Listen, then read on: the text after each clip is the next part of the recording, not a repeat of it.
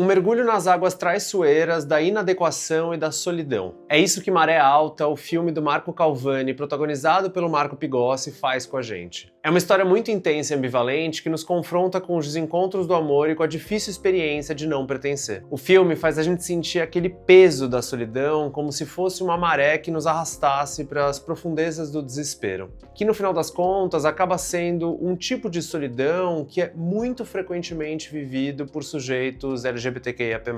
Para quem não me conhece, eu sou André Alves, eu sou psicanalista e escritor, pesquisador de cultura e comportamento e cofundador do Instituto Float Vibes. Vale sempre aquele aviso de que tem spoiler pela frente. Para quem não viu Maré Alta, esse filme distribuído pela Retrato Filmes, vale assistir. Tá disponível para o aluguel e compra em diferentes plataformas de streaming e os assinantes Telecine podem assistir tanto pela Globoplay quanto pela Amazon.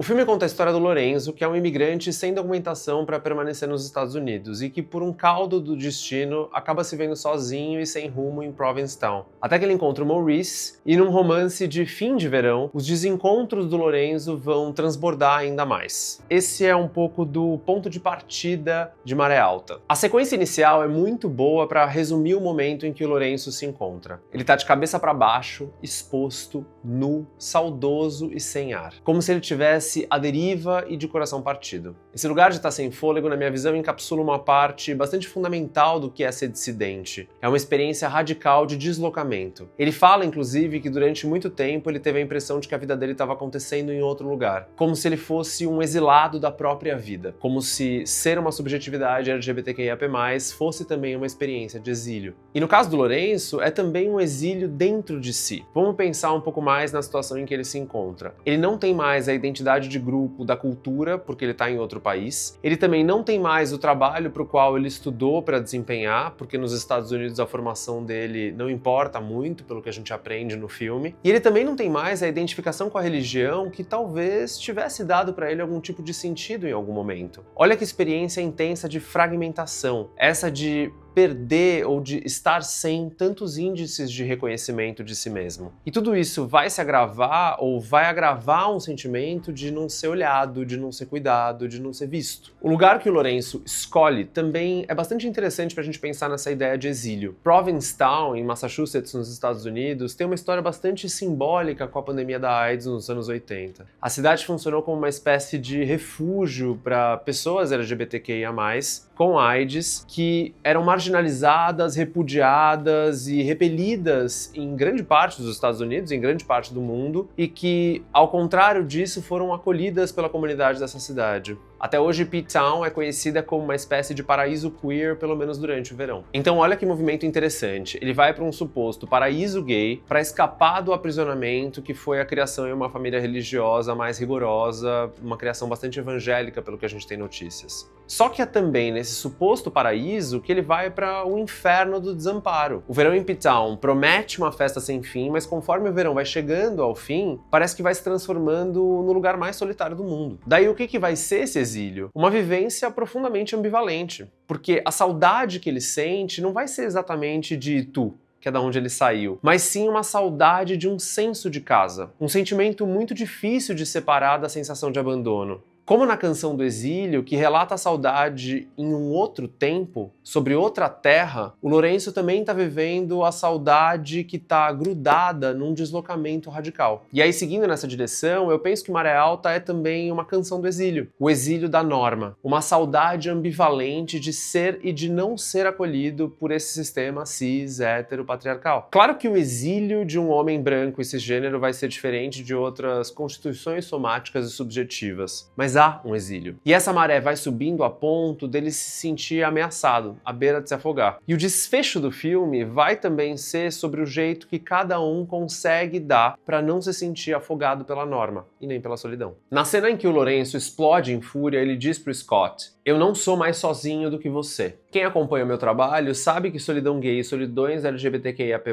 são um assunto muito central por aqui. E eu acho que Maré Alta faz a gente pensar bastante sobre essa dimensão. É como se o filme nos perguntasse quem tá mais sozinho, o jovem imigrante que foi deixado pra trás ou o viúvo gay de mais de 60 anos que aparece um pouco isolado. Bom, dá pra gente fazer um vídeo inteiro sobre a velhice pras pessoas LGBTQIAP+, e como essa tem sido uma experiência profundamente solitária pra muita gente. Tenho escutado bastante a respeito disso. E é uma solidão que ela é inclusive histórica, considerando que pessoas dissidentes vão sentir o repúdio à velhice, que é tão aceito na nossa sociedade de uma forma mais ampla, com muito mais potência, ou de um jeito muito mais sufocante e asfixiante. Eu também penso que Maré Alta vai nos lembrando de como raça e classe são dois operadores muito potentes de solidão. O Lourenço e o Maurice vão dizer, em alguns momentos, como o desamparo fica ainda maior quando você pertence menos ainda à norma.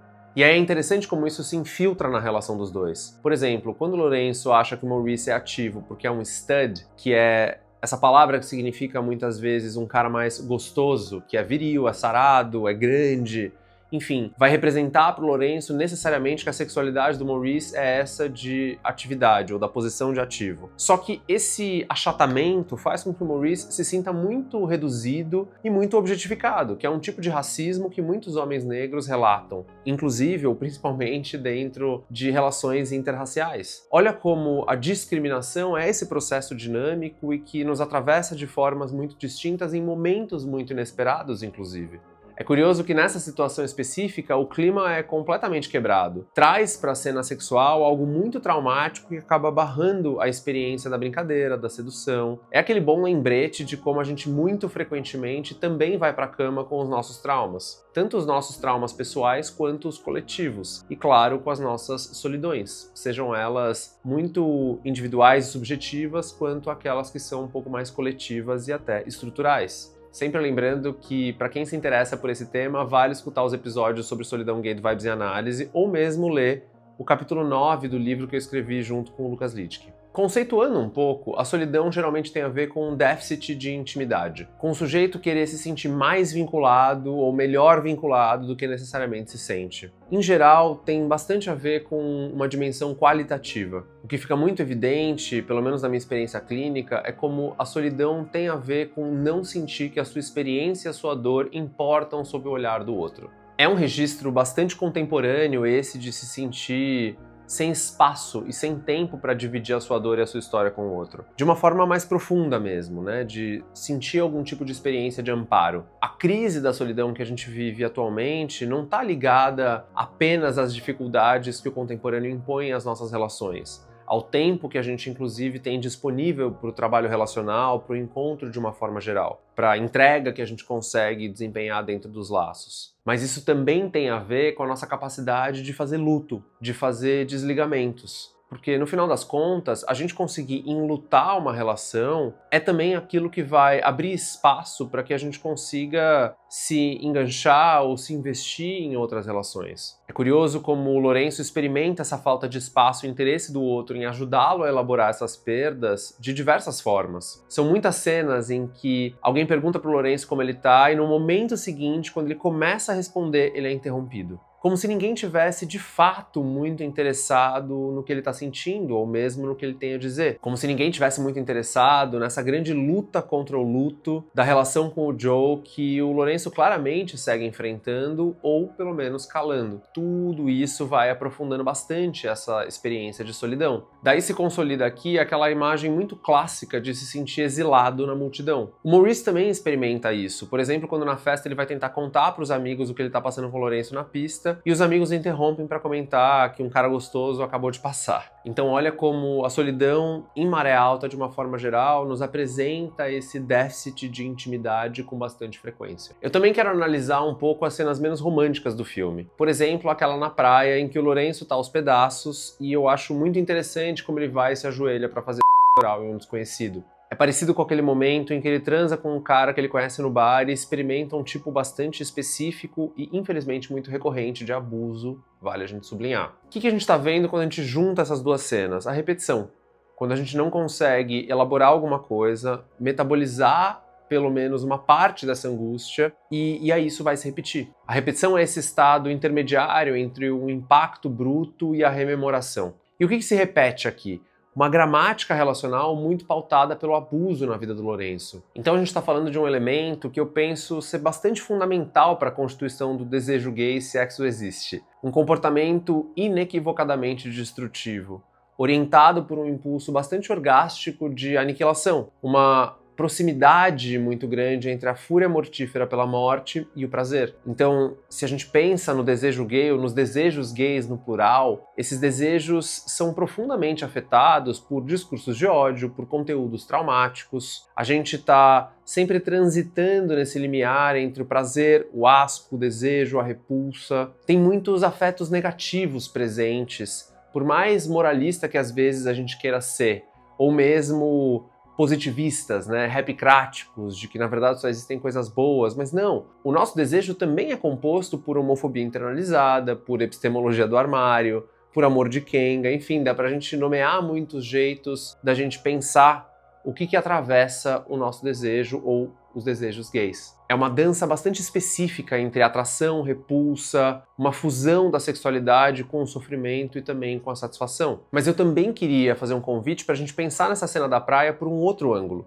Porque historicamente a gente sabe que o cruising tem uma função muito fundamental na vida de muitos homens gays. Como escreveu muito bem o Léo Herrera, a gente precisa valorizar essas práticas até mesmo quando a gente não é praticante. Porque esses espaços, geralmente ou por muito tempo, foram os nossos únicos espaços. Os espaços protegidos da polícia que por décadas nos perseguiu. E também lugares em que a gente podia experimentar algum tipo de diversão sem estar totalmente ameaçado pela morte. Aliás, cruising é uma palavra tão curiosa no contexto de maré alta que vai nos ofertando essa gramática muito oceânica. Porque o cruising também pode significar a ação de navegar por uma área sem um destino preciso, apenas por prazer. São muitos os homens gays que relatam como o prazer só vai poder ser experimentado através desse tipo de anonimato, através de experiências muito extremas de estranhamento que permitam a gente acessar a estranheza do prazer sexual, como quem compartilha um segredo gozoso com o outro, porque esse outro é exatamente um desconhecido.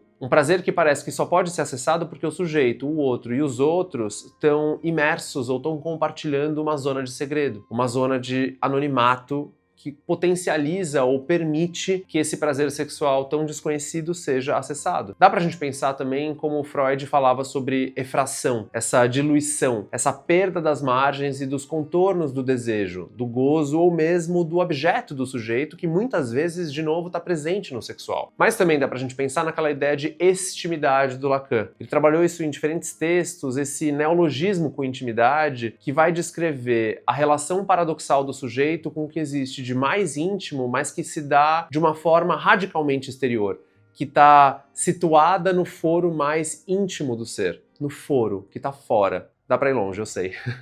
Mas eu fico pensando que talvez seja também nessa excentricidade radical, nessa exterioridade radical, a deriva de si mesmo, que o Lourenço finalmente consiga sair de si para voltar para si. Como se o Lourenço precisasse da maré bem alta e depois bem baixa para que ele conseguisse, como escreveu Baudelaire, encontrar no fundo do desconhecido o que há de novo. É muito bonita a cena em que o Maurice diz pro Lourenço: é claro que quando você está finalmente prestes a partir, de repente encontra um bom motivo para ficar. Para mim, é uma fala sobre as encruzilhadas em que o amor nos coloca, aos custos que o desejo impõe pra gente. Esses momentos em que parece que a vida nos diz: então é isso que você quer? Então você vai ter que abrir mão daquilo. E o tempo dificilmente está ao nosso favor nesses momentos. Quando o Lourenço se dá conta de que ele quer o Maurice, não dá mais tempo.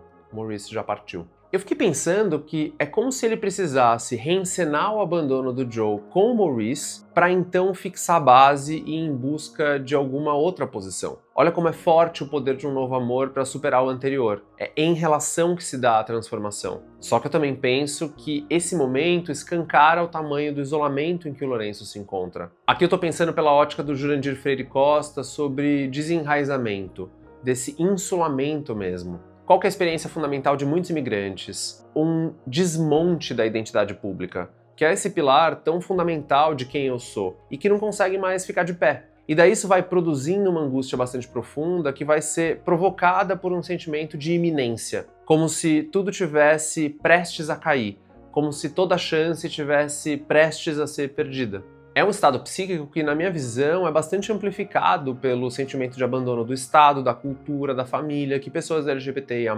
geralmente experimentam. Não é à toa que o Lourenço tem medo de Deus, porque é como se até Deus tivesse deixado ele para trás, até Deus tivesse abandonado ele. Então vamos juntar. É como se a partida do Joe, a saída do Brasil, a iminência da saída de Provincetown, tudo isso produzisse no Lourenço um desenraizamento psicológico.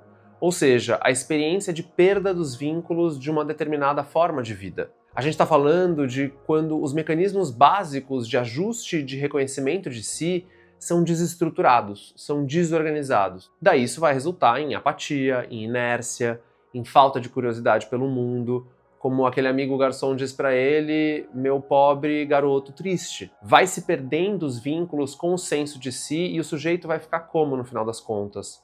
Flutuando. Esse é um tipo de experiência de solidão em que o sujeito se afasta totalmente e não consegue dar nada pro outro. O mundo meio que desaparece. O sujeito fica numa posição de uma ilha perdida. E eu acho que essa cena em que ele corre até o porto, a gente se sente um pouco como o Lourenço constantemente experimenta essa sensação de ser deixado para trás, de ficar isolado numa ilha. É curioso porque Provincetown não é necessariamente uma ilha, mas a gente se sente como se fosse.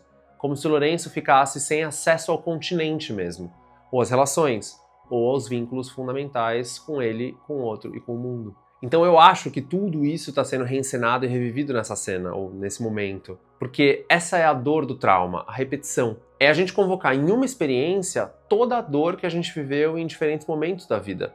É um transbordamento mesmo. E aí qual é a virada que acontece aqui? Na relação com Maurice, alguma coisa se desloca. É como se nesse grande tumulto ele aprendesse a nadar menos no mar aberto e mais em águas que sejam um pouco mais seguras. Como se ele deixasse de querer ser uma foca estraçalhada por um tubarão. Até porque não é assim que ele é tratado pelo Maurice. É uma relação diferente da vinculação predatória que ele provavelmente teve com o Joe, ou mesmo com o Bob, que é aquele cara para quem ele trabalha, que ele consegue experimentar uma outra posição e talvez querer uma outra posição. Então é precisamente nesse momento em que de novo ele fica para trás que ele parece decidir criar raízes onde ele está, para que a vida dele possa, enfim, andar para frente. A sequência final me faz lembrar bastante daquela frase clássica do Christopher Bolas, que é todo breakdown é mesmo uma tentativa de breakthrough. Mas eu acho que a gente pode deixar por aqui. Seguir pensando no que a gente faz com os exílios que a vida e a sociedade nos impõem. E, sobretudo, como é que a gente faz para não se deixar afogar em abandono e nem em solidão. Até mais.